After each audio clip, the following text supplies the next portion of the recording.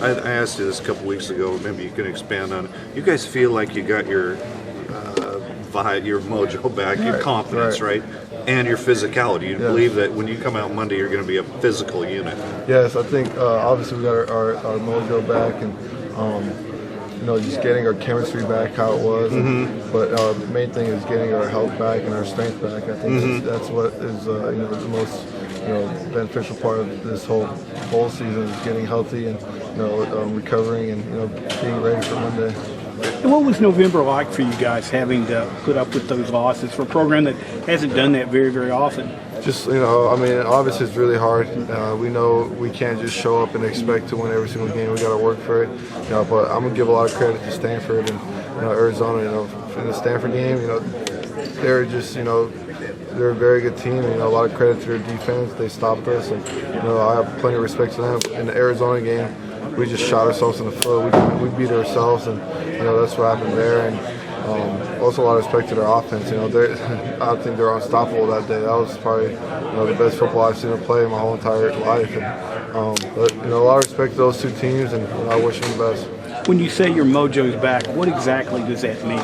Just our confidence. Going through that Stanford game was a little. It hurt a little bit. I was really disappointed, but then I think in the Arizona game, losing that game just made me angry. Just that's part of this game. You learn from it, and I think I learned more this past, in November than I did my whole entire career here, to be honest with you.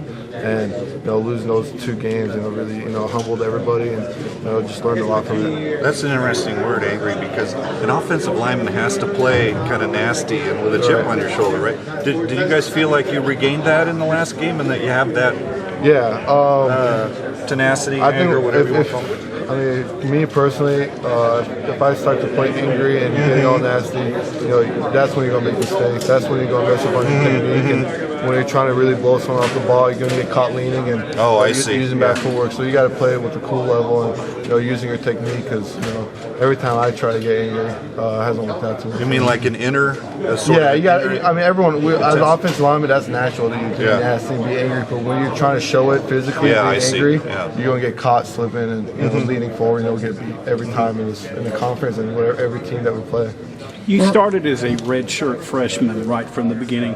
What were the challenges of doing that? It was tough, especially my first game in this state. Cowboy Stadium. It's kind of ironic. Against LSU, that is ironic. Against LSU, it was very challenging, but what made it very easy for me was the guys I was playing with, and the coaches. They made it very easy for me, and particularly on the offensive line. All those guys, they really helped me out a lot with the calls and making it an easy transition for me to become the starter. And just every single day now, I try to think back of how they helped me transition to being a starter, and now I'm trying to do the same thing for like a guy like Cameron, being a young guy, excuse me, and helping him out everywhere I can. How's that early work helped you in your development as your season's gone on and your career's gone on? Yeah, definitely. I think having that as my first game was, it's crazy to look back at it, but I learned a lot from it. And now every single game, I play like, if we're playing a big game or if other people think it's not an important game, I like it every single game as a very important game for me. And, that's what I've learned from it so far. Well, is there anybody on the Texas roster that you knew beforehand? To be honest, dude,